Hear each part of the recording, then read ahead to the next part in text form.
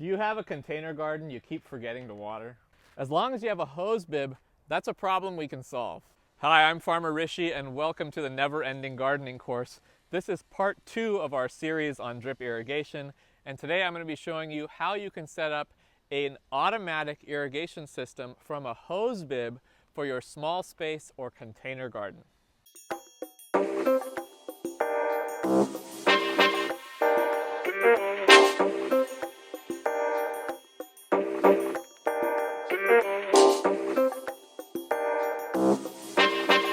First thing we're going to do is go over all of the parts and the tools that we need for this installation. First thing you're going to need is your hose bib irrigation timer. This threads into your hose bib and then has 2 outlets so that I can have 2 different irrigation systems running off of this one timer.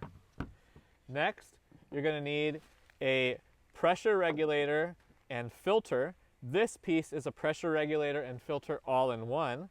But you can also find them as separate pieces. Then you're going to need your converter, which is going to convert from your hose bib here through these pieces to your drip irrigation type tubing. Then your drip irrigation tubing is going to connect there. And finally, you're going to need fittings to put all of these together. So depending on the parts that you've bought, you need to find the appropriate fitting to go in between each of these. So to go back to our previous lesson, drip irrigation part 1, pipe lingo, for the parts that I have here, my hose bib, this is male hose thread, this is male pipe thread. The part that I need to connect those together is female hose thread and female pipe thread. And then in this connection, I have male pipe thread and male pipe thread. So in between those is going to go a female pipe thread and a female pipe thread. Lastly, what you're going to need is your actual drip irrigation emitters. So the ones that I'm going to show you here, these are called pot spitters, and these are going to plug in to my brown drip irrigation tubing, and then the stake end is going to go into my pot. And these are the parts that you'll need.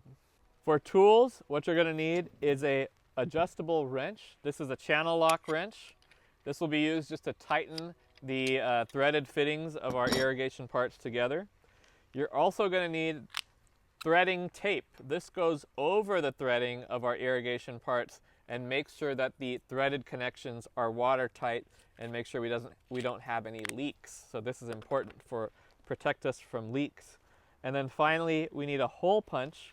The hole punch is going to punch holes into this brown irrigation tubing and allow us to pop in our drip emitters, just like that. We're going to start by hooking up our pieces to our hose bib irrigation timer.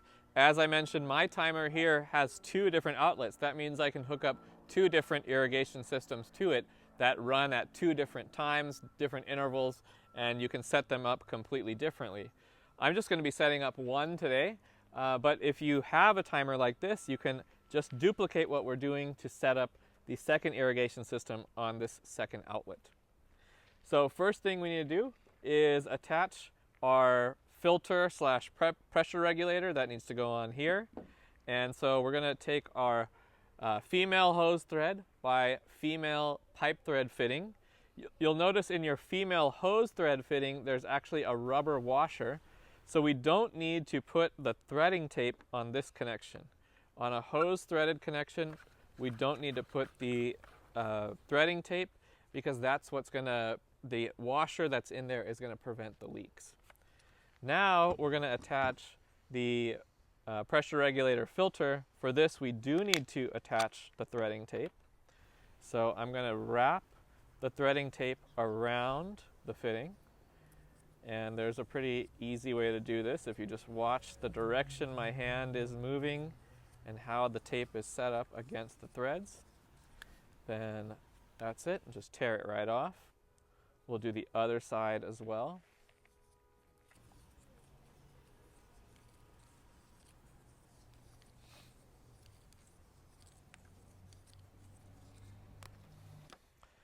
And now you just want to make sure you have the right direction of this fitting. So this fitting has an arrow on it which says flow. So I want the flow of water to be matching the direction of that arrow. So my arrow is going down, the water is going to be coming down, so this is the direction I want to put it in, and just twist this in.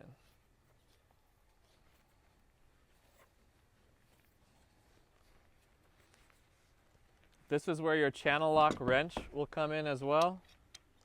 You can use that just to tighten the fitting down a bit. You don't need to go crazy with it. As long as it's about what your muscles can do, then you're all set. Now my next piece is to get to my conversion to the drip irrigation tubing. And again, I'm putting that female pipe thread piece in between these two. So I'm going to prep, I've already prepped this end. I'm going to prep this male pipe thread by drip irrigation barb fitting by wrapping it with the Teflon tape, threading tape.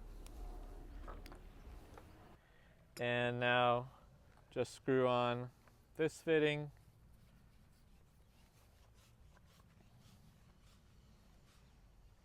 And then put the barb adapter into that same fitting.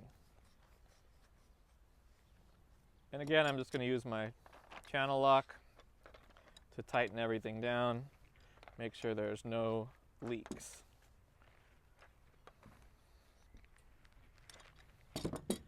And there you have it. This is pretty much ready to go. So again, if you were going to use the second outlet on here, just repeat that, everything I just showed you for the second outlet. The main parts of our drip irrigation system are now put together. Now we're going to go take this, attach it to our hose bib, and then start to build our system, our actual drip parts, off of this timer system. Here's the little container garden that we're going to hook up to this irrigation system. We've got 4 or 5 gallon potted plants here, some guava trees from our nursery. And we're going to get those all hooked up to that hose bib with the irrigation system that we just built. First things first, we're going to attach our system to the hose bib. That's easy enough. You just screw it on here. Now you can see the way that this is fitting together. It's sticking out like this.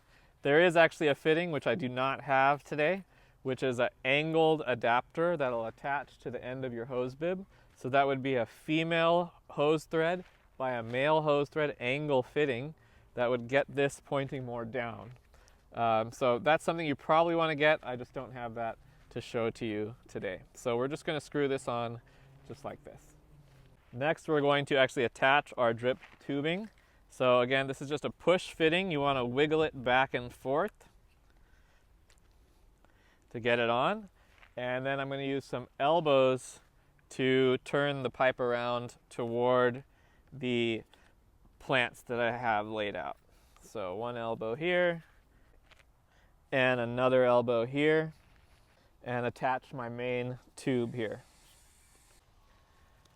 Next thing I want to do is get my hole puncher and just punch one hole next to my plant. Now that my hole's in, I can just attach my pot spitter here. Again, that orange piece is just going to plug in to that hole. Pretty simple. I'm just going to repeat that process for the other 4 pots.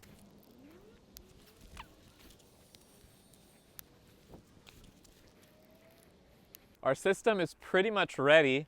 Before we actually start using it though, we want to flush all the tubes out. So just in case any dirt or sediment was inside the tube when it came from the factory, or if we're using old tube, we want to flush all that out. Otherwise that dirt can get into the emitter and clog it. So I'm going to run the system with the brown tube open at the end. We're going to flush the water out, then we'll close up the brown tube so that the emitters can start working.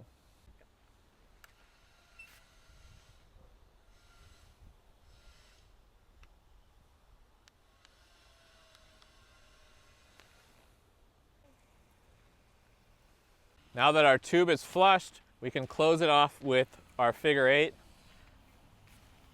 And we are ready to go. Let's turn it on again this time and we'll see the emitters working.